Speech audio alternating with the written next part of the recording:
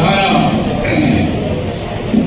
ఆ మహనీయుడు యువకృషిగా కీర్తిగడించి సరిగ్గినటువంటి ఎన్టీ రామారావు గారి గురించి ఒక్క నిమిషం మాట్లాడే అవకాశం వచ్చినందుకు ఇచ్చినందుకు సంతోషంగా ఉంది. అందుకు